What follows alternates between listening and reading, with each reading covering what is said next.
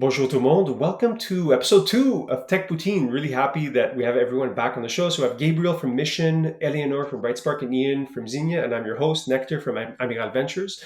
So maybe a quick roundtable. I guess episode 2, how did everyone feel about the first episode? Any feedback, comments from your network, tips for improvement?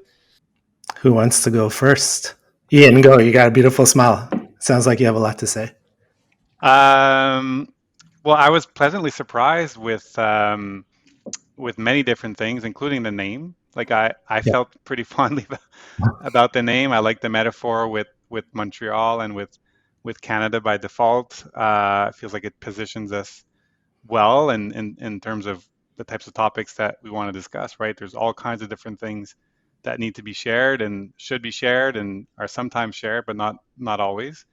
So that's number one. And number two, um, yeah, just a general great reception. I think there may have been a void. Like we thought there might be a void, right? There might be something missing, and it feels like we may have struck a nerve. It's still very very early days, but I think yeah, overwhelmingly, I think the reception was really positive from my perspective.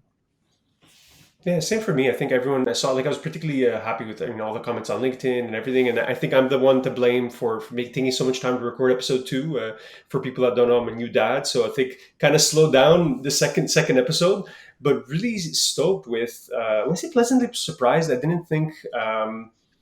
Didn't have a lot of expectations. I was just, I want to say, ambivalent, and I was really happy to see everyone kind of like talk about it positively. Got a lot of personal notes about it. People wanting to meet. I'm like, oh, this is great, and I think we have a pretty good casting in terms of like everyone's different perspectives on the podcast. So I think it was, for me, is really positive. Some technical improvements, but also more questions like, should we have an intro and an outro music and all these like stupid things like obsessing over. But yeah, overall, really happy. Your podcast nerd friends, are commenting about the production quality. A few. I would say for me, it's more personal pet peeves. Like, should we eventually, Yeah. like pay to do like intro music and outro music and like just little things like this. So for now, it's more indie raw, but I think it's all good also. Yeah, I think that's the spirit of how we launched it, right? We wanted to just kind of get rolling and then improve from the first one, and hopefully every episode we can kind of build on what we've been doing. On my end, similar feedback to Ian. When you come up with a name for anything, it's always a little bit scary, uneasy in terms of how people receive it. Tech Poutine was, I think it captures the spirit. It represents what we were trying to do, but it's also fun. I feel like it's, we don't want to take ourselves too seriously, and I think the name kind of reflects that.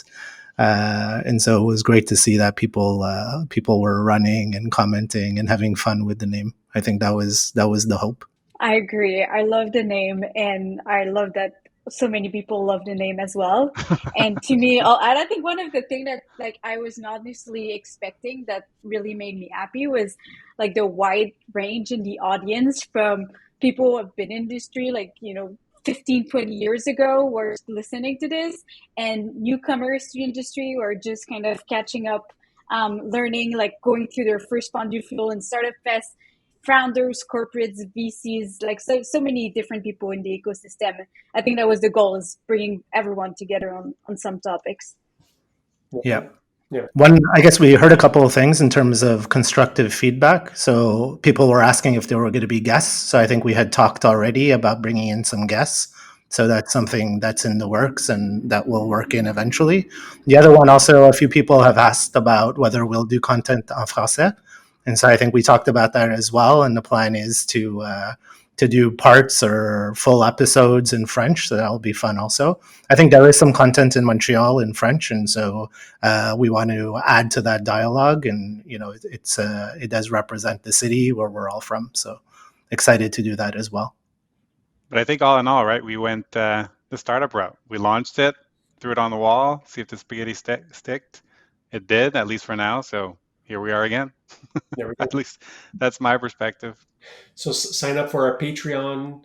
and we're looking for sponsors as well. On the first episode, we spoke about FounderFuel, right? So I think that was kind of a neat topic. And going back to why it's really cool to give a little bit of an insider's perspective. So we recorded just before FounderFuel. Now, obviously, we're post FounderFuel and also post StartupFest. I think good topic to kind of start off with was our thoughts or appreciation on the return of FounderFuel in person after a few year hiatus, and then of course the big festival StartupFest. We're all there, and maybe I'll kick it off. For me, my one line executive summary really felt like we're back. Montreal's back, or like back on the scene. It really felt this. You felt this like vibe at all the events, the different the startups, the community. It felt like everything was back breathing again. So I think that was my big takeaway. And it felt good, right? It felt really good, because I agree. It felt like we hadn't been together for a very long time, and there's nothing like that in-person connection. I think we've been remote forever, and it's productive, but just seeing people, bumping into people at both events was really amazing. And yeah, I think the companies at FounderFuel did great. The organization led by Katie did a solid event. It was really, really well done. I feel like it was an amazing week. And then heading into Startup Fest, we had our challenges with the weather, but it started off really great. We braved the weather, and we created an amazing event, or they created an amazing event. I thought both were fantastic, and it just really, really felt good to me. Mm-hmm. Me too. I think it was fun to see a lot of people coming from out of town. Hearing from people outside of Montreal how special Montreal is. Like virtually, all these conferences can look and feel the same, but there's something so different about Startup Fest. No aid towards Collision or any other big tech conference in Canada, but the fact that it's outside, that even if it's thunderstorming and it's crazy weather, there's still that like, let's get together, let's have a good time, let's have real conversation, and really put people together. And it just felt like you said, Montreal was alive again. Yeah, I completely agree. It was a great week. I personally love the idea of bringing FounderFuel and Startup Fest together. I think it's a great reason for people to come into town from out of the city, and so it really creates a lot of opportunity for people to come. And I think hopefully they'll do that again in the future. And maybe a bit of a, I don't know if this is a real thing or if it's a story, a legend, but this is one of the first years, right, that we got this type of weather at Startup Fest. The festival has been really, really lucky. It's always been beautiful outside. And I had once had this conversation about that very fact with Alistair Kroll. I'm like, it's incredible. Like, you've been really lucky with the weather. And he said to me, and I still wonder if this is true, if he's listening, would love him to text me and let me know that it's true. But he said that they had looked at historically the weather for the last 10 or 15 years, and that week in Montreal was known for no rain, and that's how they were picking that week every year. And so I wonder if this is true. If it is true, they've been really lucky so far, and this year was the exception, of course. Yeah. I think the whole tornado warning thing, like, I don't know if you guys lived it. We were, for people that don't know, maybe in case people weren't aware, like Montreal was hit with like this tornado warning and had a record rainfall in I think in a 2-hour period. And I think the way each person lived it was a little bit differently. We were on top of that glass tower, I don't remember what it's called, like Oh yeah. and Phil came and he's like, "Hey everyone, sorry, but the Port Authority has told us you all have to go downstairs." So we all like quietly usher down, and we're all down at the gare and like watching the apocalypse outside, essentially. Mhm. And it had this element of danger of like, no one can leave. Like, there's literally like you've seen the images post, like social media, like clouds look so ominous, right? And I think Yep. once the cloud and rain stopped, it added this weird feeling of like, okay, we made it. So it's like all the events that evening were like super packed. Everyone thought like, oh, no one's going to show up because there was literally tornado warnings, but they're all jammed. So all the different events, everyone went and still had a great time. I think it was this feeling of like, okay, we're like, you have carpe diem, we got a party. Yeah. Yeah, I think it's a great testament, or it fits well with the startup vibe. And so I feel For it sure. makes the event more exciting. And it's one of these things in hindsight that just feels like a fun story. Like everyone kind of remembers where they were hiding out during the tornado during Startup Fest. So it's fun. In terms of Ian, what you were saying about the dates and the weather, I wouldn't be surprised, right? We're talking about Alistair. So for those that don't know Alistair is one of the co-authors of Lean Analytics. He does everything based on data. And so the Yeah. odds are pretty high that he used some sort of data to make a decision about what week to have Startup Fest. I But love yeah, this. it I was love great. it. It was If like it was roll with the punches, right? Yeah. Just figure it out. Sorry, go ahead. I cut you off. No, of course. Like I think having the data-driven approach makes a ton of sense. But I think sadly, if there's one data sets that we can't really rely on now is historical climate data. At least so far, that's what this year has been showing us. Oh yeah, for Yeah. sure. Before we talk Definitely. about, like, I know we want to talk about climate. I want to just double click a little bit more on startup facts. I think one thing that I found really interesting to hear you guys in the first episode was this notion of external value that's not captured by FounderFuel, but that's created by FounderFuel. And I think it's a little bit the same thing with Startup Fest, right? Where you're creating all these interesting creative collisions, all the startups on stage, all these interesting people are meeting. And it's the case for me. I'd like to hear your experience on the value Startup Fest brought to you personally. For me, it was like, I'm a new VC, I have no idea what I'm doing. So I was able to meet a ton of startups, a ton of other investors and LPs, and just learn more about the craft and conversations I wouldn't have happened just walking down the street, right? So that's the platform that Startup Fest was able to give me. On top of it, obviously being super well organized. So hats off to Phil and Alistair. But I'd love to hear you guys on like what you saw as the benefit for you personally. Well, I've always, Startup Fest has always had a special place for me. Just starting from the first edition, I've always played a role in some shape or form. Like the first couple of years, I was volunteer backstage. I was emceeing many different years, and the last couple of years, I've been an investor in the Best of the Fest. And like to me, it's part of showing the world and showing Montreal, more importantly Montreal than the world, that you can build great businesses here, right? Like you don't have to go to Collision, just to name that one, because it's in our backyard, or to some other event in the Valley, or move to the Valley, or move to New York. Like you can build great businesses here, and I think Startup Fest is one of the vehicles that demonstrates that it's possible, that enables it, that creates those connections, and that bubbles up talent, bubbles up companies, all kinds of stuff of that nature. So for me, uh, it's a lot about Montreal, um, and showing the world and the people in Montreal that you can do it here, right? That you don't have to go elsewhere to get it done. Mm-hmm. I'll take a similar but different perspective. So, same as Ian, I've been to Startup Fest, every Startup Fest since the first one. This year was the first year, actually, because of work, that I couldn't attend the full festival because work was just really busy. But I'm happy to say someone from my family was there. So, my daughter was volunteering at the festival. And so someone was representing, which is cool. And so, similar to what Ian was saying, it's that inspiration piece that's interesting.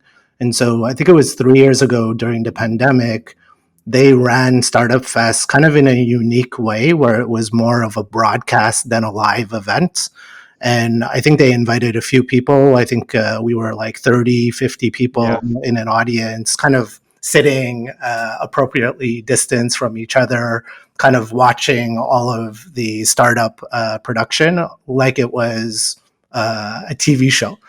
And so, because I knew it was going to be a smaller version of the festival, I decided to bring my daughter to it. And it was the first time that she got exposed to Startup Fest, and she had an amazing time.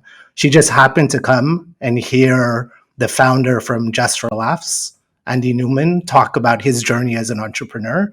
And that got her really excited about entrepreneurship, so much so that she wanted to volunteer the next year. She loved hearing all the pitches. Last year, she took a course in entrepreneurship. And so it just kind of set this wheel in motion just from a small piece of inspiration. And so, it's a very personal story, but I think it's, one of the things that happens with FounderFuel at a small scale and at a large scale that's really powerful. It's a personal example, which I would guess more people have that type of story than we know about. Yeah. You know what I mean? Like, there are others that are inspired by those moments. It's awesome that your daughter got inspired at such a young age. I hope there's a lot of those and many more to come, of course. Yeah, I'm super, super thankful that Phil Telio has made the opportunity possible for my daughter, because she is young, but he's been always great about allowing her to find an opportunity to participate. Yeah, I'd be curious to see like how Startup Fest pitches it in terms of like number of startups created, posts, like a little bit the founder fuel pitch that we were talking about the other day, right? So Yeah. how they create value, because I assume they want funding, etc., right? So yeah, we won't talk about the whole controversy with Collision this year in the government, but I think Startup Fest, like Phil, like we'll link to the show notes, but Phil was very outspoken on it. We wrote a piece and publicly talking about conferences, but I think that's Phil's battle. And I was really happy to see them do well. And curious on your end, Eleonore. I know your internet's buggy, but how did you see it? Like, did you have time for? I know we saw each other, yeah, but I don't know how busy you were. It sounds like you had a lot going on too. Yes, similar to Gabriel, it was one of the first time where I didn't really attend the full week. But it was a decision we made at the firm when I initially joined Brightspark and the Startup World 7, 8 years ago. We were such a small team. Everyone would spend the entire week at Startup Fest, and now we're 15 or 16 at the firm. So we divide and conquer. And to me, it was seeing kind of the younger crew. I'm still young, but seeing the analysts and the interns going to Startup Fest and like being there from like the second it opens until like extremely late at night and showing up again, and being so happy to come back with all their connection and seeing like I met this founder that I've been exchanging emails with in person and connected with this VC from Vancouver, and seeing all their excitement for it and living it for the first time in person, to me was definitely an highlight of kind of living it a bit through to their experiences as they're kind of just getting started in the tech ecosystem. Yeah, maybe something you spoke about before, and you talked about climate, right? Some of the challenges we're faced. We spoke about the crazy tornado storm, and Gabriel had the idea. He was like, "Oh, what other conferences can we talk about?" It's like, well, there's one where we both attended. I learned that was actually before Startup Fest, was the Climate Solutions Prize, and maybe to kind of kick off the subject, I was in the audience listening to Fred Lalonde, the CEO and founder of Hopper, pitch his new company, Deep Sky. And it was absolutely terrifying. It was like the most scary startup pitch I've ever seen, like by an order of magnitude. So maybe with that, I'll pass the ball to you, Leonard. Obviously, you're like, investor in Deep Sky, so I'll let you talk about it.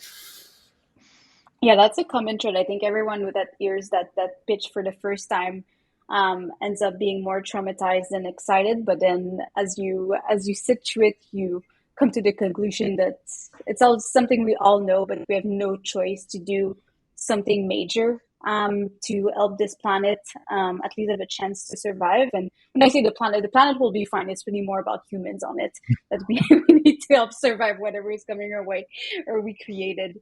But yeah, I think I've been thinking a lot about climate from a VC perspective over the past few months, because I think it's probably the biggest challenge that our generation will face, and it needs incredible ideas. Like you need to make the impossible possible to have any kind of impact at this point on the future of our planet. And you need completely crazy people. You need people with, as we say, bolts missing somewhere in their brain to say, let's go, I'm going to tackle this.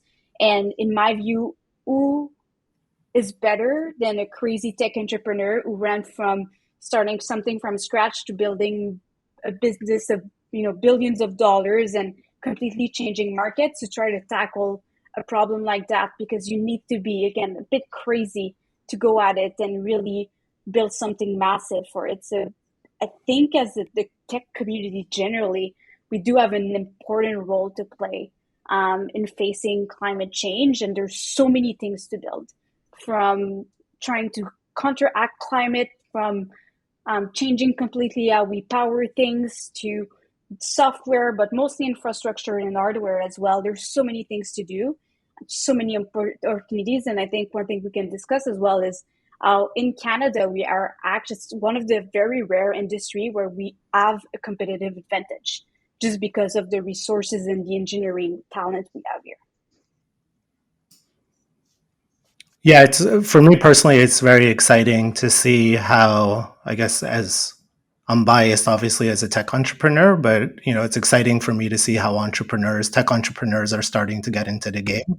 And it's something that we see as a broader theme, I guess, across the startup ecosystem in Canada and the US. In the US, a lot of people have been talking about Chris Sacca and the founder of Lowercase Capital, who now has Lower Carbon Capital, who's investing a lot of money in this space. In Canada, we have serial entrepreneurs, like we were just talking about, Fred Lalonde, who's the CEO and founder of Hopper, serial entrepreneur, multiple exits, kind of getting into the game. It's interesting because I think a lot of people would agree, like one path towards solving a lot of the problems that we have in the world related to carbon, related to climate impact, is changing the way that we live. The challenge is it's very difficult to change behavior. And so definitely, I think if a lot of people change the way that they live, we would be able to have more impact. But I think personally, one of the more likely scenarios, I think, to have an impact is to find or to build technology or scale technology to be able to make a difference. And so as a tech entrepreneur, I definitely am excited about that. The other person that's gotten involved who has strong roots in the tech ecosystem in Montreal is Dax De Silva. And so he's kind of dedicated the second part of his career to Age of Union, which is an organization that's having a lot of impact in terms of environmental work to try to have, to help the planet. And so it's exciting to see this like entrepreneurial, tech-minded, tech-focused approach to climate impact. Yeah, I think the broader point is also like it needs to be markets, right? Like it has to be private markets, private capital that then makes it happen because the governments are just going to be too slow, right? So I think that's why it's exciting. It's like if we're going to get out of this thing, hole that we've dug for ourselves, has to be people like Dax, Fred, and other entrepreneurs that kind of like take the baton and run super fast to try and solve this. Because it's like like from what I saw in Fred's presentation, like we're on the clock. There's not, we're already at the 11th hour here, so there's not a lot of time left to be able to come up with solutions. And I think they're particularly tackling it in a very kind of like innovative way. But to your point, Eleonore, I'd like to hear you maybe on VC solving this issue, because it seems like some companies, like I've seen some really interesting companies in Quebec that are tackling energy transition that are like, let's say, SaaS plus hardware, but other companies that are just pure industrial type and like it's a little bit deep sky from my understanding. It's like it's not a VC asset class, right? It's a much bigger, different type of funding that's necessary. So have you wrapped your mind around how do we fund these big, large scale projects? Mm-hmm. Yeah, there's multiple answers to your question here, Nectar, and I think there's as a pure VC thinking that my main job is to create returns for my investor. I think this is a super interesting space. Other than saving the planet, like it kind of goes together where because the world is ran by capitalism right now, only capitalism can really solve this issue. As you say, Gabe, if everyone really changed their habit and we would all, stop working for money and start, riding on horses instead of running our cars, then maybe we could change the planet. But I think we all know, sadly, that's just not going to happen. And the reality is the people who control the world, would it be government and large corporation, they're going to really, really start acting on this when they see the bottom line being affected. And I think this year is probably one of the first major year where we're actually seeing, Pfizer was just hit by a tornado and then drugs are not available because that factory disappeared. And we're seeing like real impact on food supply chains where everyone can feel it in their grocery baskets. And I think this is just the start when people actually see the impact on the economy. Huge dollars are going to start flowing on this. And if I go back to my VC perspective, I love a growing market where there's actually a lot of money being spent. So I think that aspect is super important. But obviously, as you said, Nectar, I think it's not a problem you're going to solve with pre-SaaS solution. It helps, it's part of it, yes, but you need real infrastructure technology. You need really hard investment to make. But for that, I think VC will need to adapt. Because when you go back to the root of venture capital, of semiconductors and real breakthrough technologies and personal computers, this is what made venture capital what it is today. And personally, I'm much more excited about going back to taking highly risky bets with high risk but high reward, but that can be real, I hate the word paradigm shift, but really changing technology. But you need to then be ready to take more technology risk, hardware risk, infrastructure risk, and the things of climate is also government legislation risk, public adoption risk. It just changes the game completely. And I think as we see in the US, some of the leading firms and more, I would say, successful investors and entrepreneurs are taking those risks, but I think the industry will slowly get there. But we're definitely not there yet. A lot of people are staying away from these deal opportunities, seeing too many risks they're not used to seeing in a traditional VC investment. I mean, this is, I think it's super interesting to talk about climate specifically because obviously we're all impacted by it. But this is one of the things that I've been thinking about a lot recently and sort of preaching everywhere is, I for a long time I felt like people were, at least in tech, building tech just because they could, right? Like, oh, there's this blockchain thing, let's build tech on it. But what value does it really bring, right? What impact does it really bring? And one of the things that I'm really excited about is seeing more and more entrepreneurs that they're building for purpose, right? They're building for real material impact, game-changing things on people's lives. And when you launch a business, all businesses, whether it's high impact or no or little impact, it's fucking hard. And what I say is like, if you are doing something like tackling climate change in those difficult times, you're going to be 1,000 times more motivated to keep on going because you know very well that when you're successful, if you're successful, it materially impacts the lives of everyone on the planet. But if you're building some app to get more followers on Twitter, no disrespect, but who the fuck cares? Like, what impact are you having? You're having no impact, right? And so this is one of the things that I'm really excited about. Yep. I feel, at least maybe I've been blind to it prior, but I feel like there's more and more of these types of businesses coming around, like really trying to drive material positive impact on the world. Yeah. Not just because they can build tech. We went for dinner during Startup Fest, and that was one of the themes of our discussion was impact, right? I think it's something that in some ways has been a theme, a strong theme in the startup ecosystem, but I feel that even more so now, I think because of a younger generation that's coming up, I think because of how the world is changing, I think because of it might be personal life situation, more and more people are looking for a purpose. And so if you're able to build a company, a business around driving impact and having a purpose, like you're saying, it's so much easier to get up in the morning and go to work. It's so much easier to keep pushing when you're fighting for that bigger purpose. And, I'm not sure what all the dynamics are that are shifting the industry this way, but it's really exciting to see that more people are thinking about purpose versus just thinking about building a company and making money. It's definitely a theme that I hear more and more these days.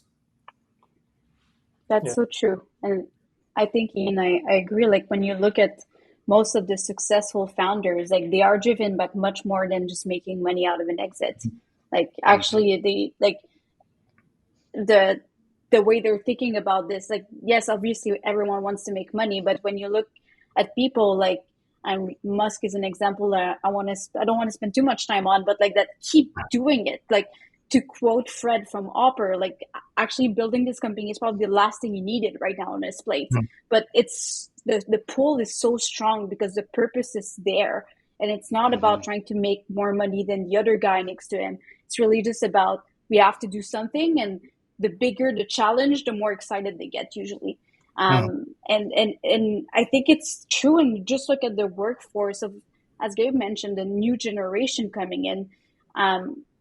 We're looking, Deep Sky just became public, and they're making a few announcements about the kind of talent they're hiring. They're stealing people that never I would have think one of our portfolio company could hire at such a discount rate versus whatever salary they were making in a more traditional job before, because people really want to be having a career that has an impact, purpose in the setting that they are actually changing the world somewhere or another. And I think a lot of companies will face that reality in a few years. They're starting to see it right now, but I think there's going to be a massive talent shift from more traditional career paths to more innovative one. And I think climate is going to be a sector that obviously really benefits from that.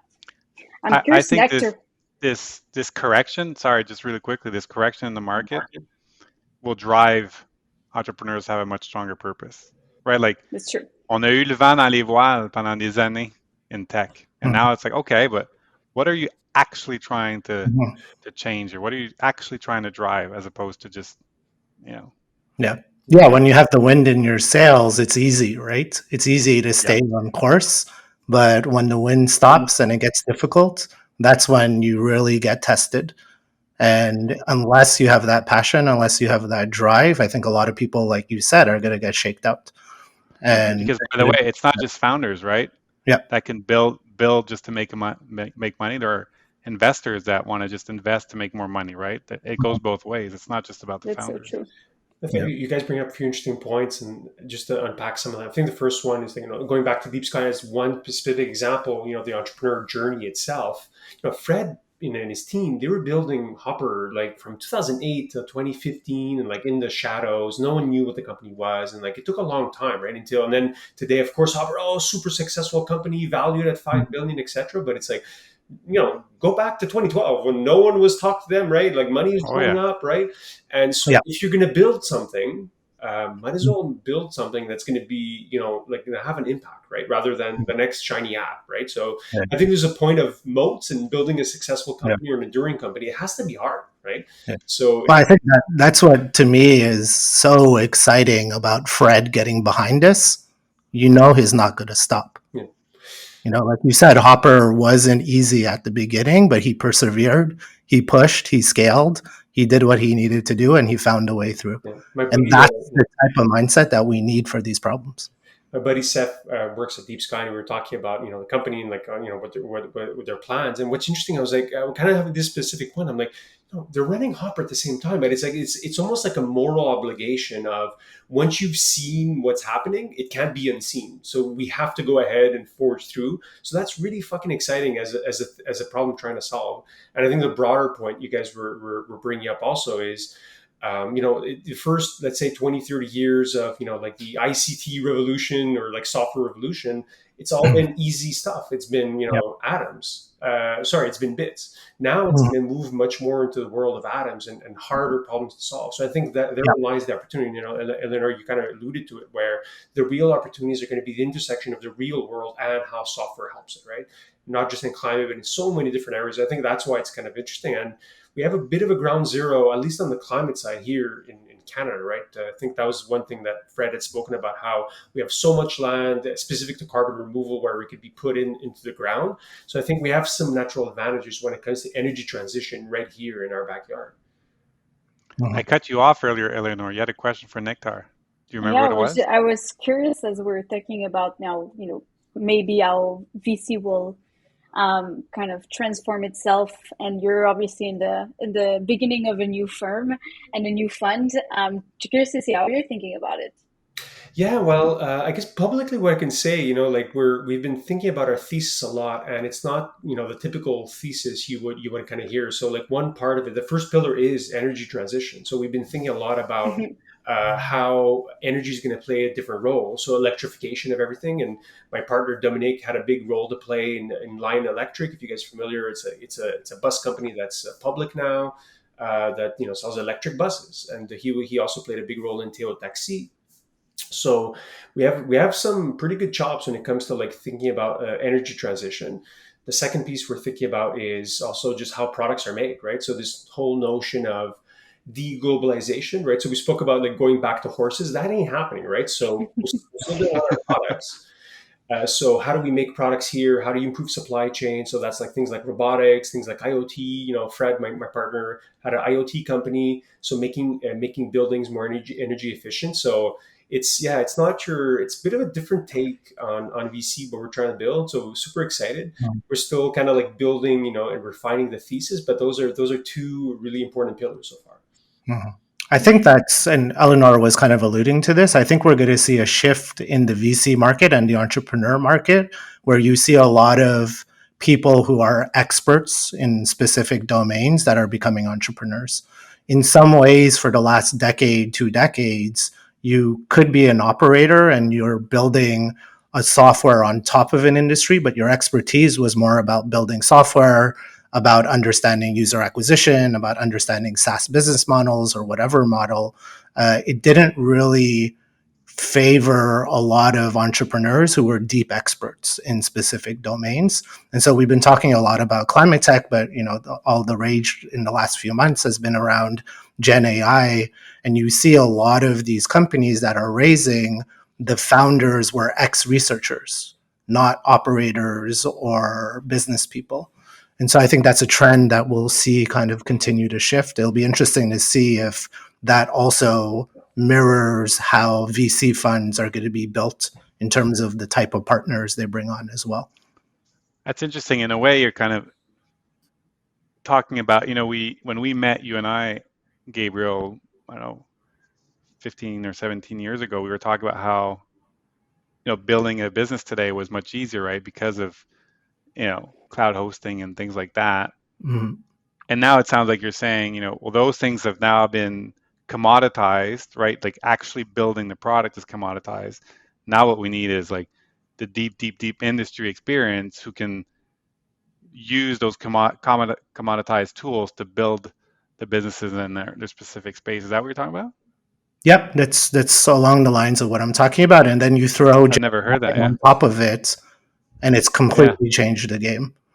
And Yeah. so I think you'll see, like, we're exiting the period in time in VC land where you see a lot of SaaS investors, right? People talk about SaaS investors.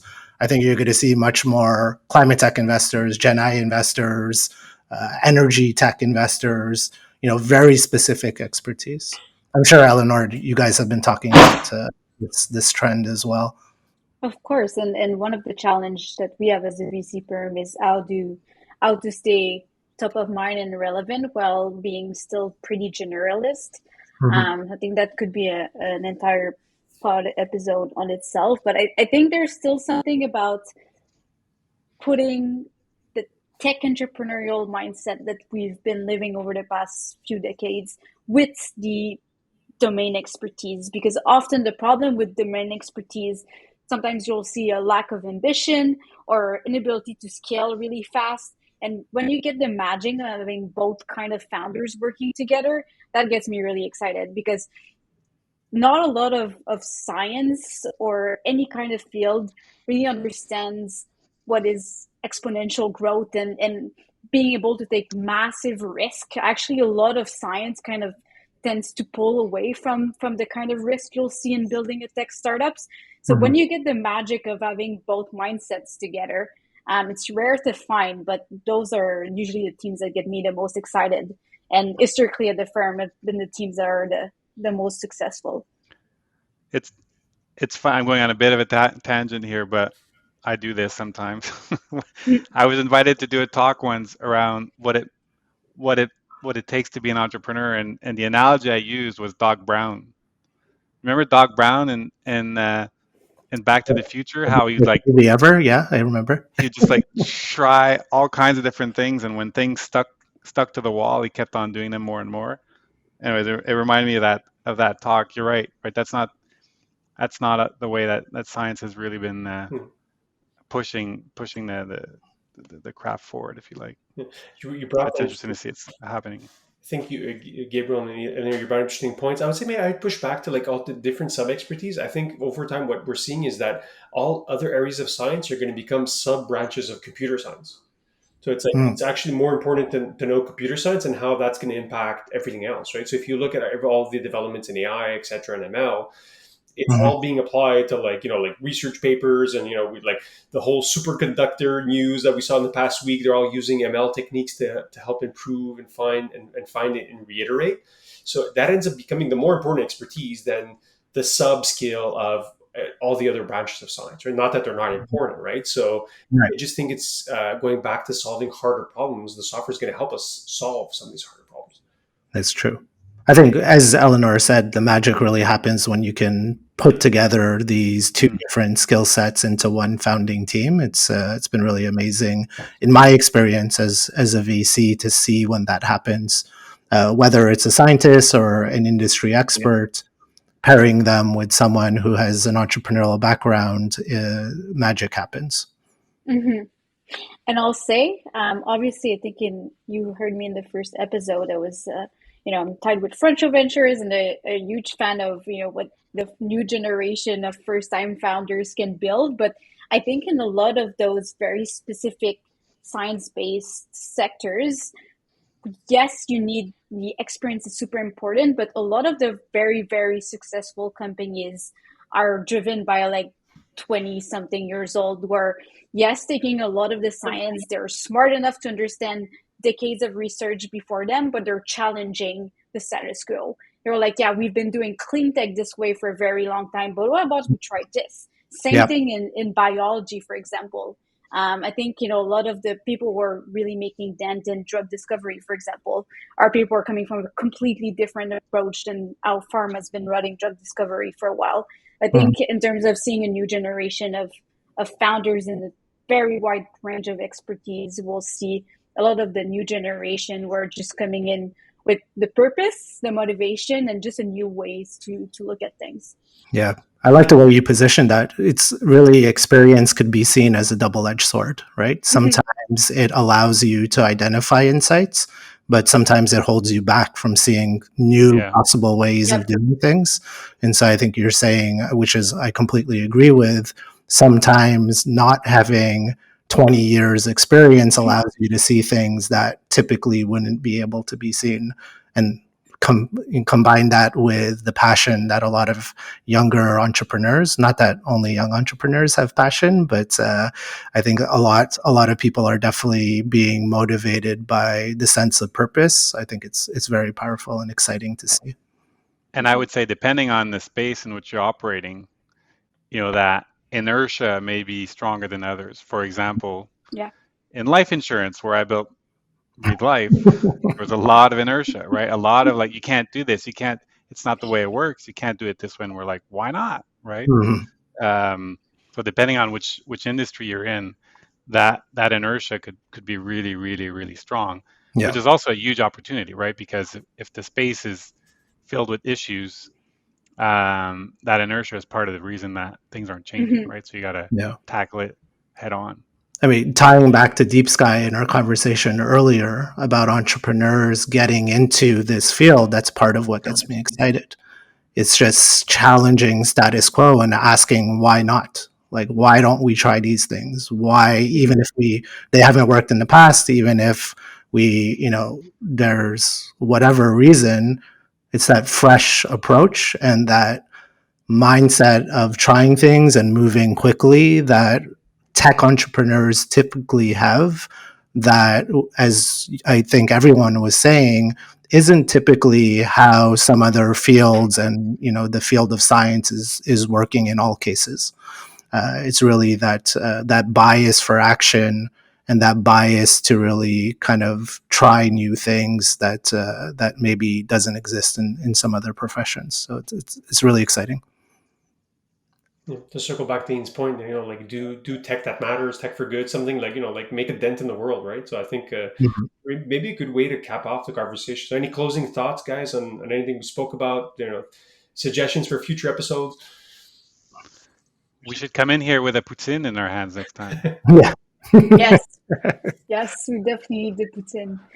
Yeah. I mean, I would love to hear from some of the founders that are building these new companies in climate tech and other purpose driven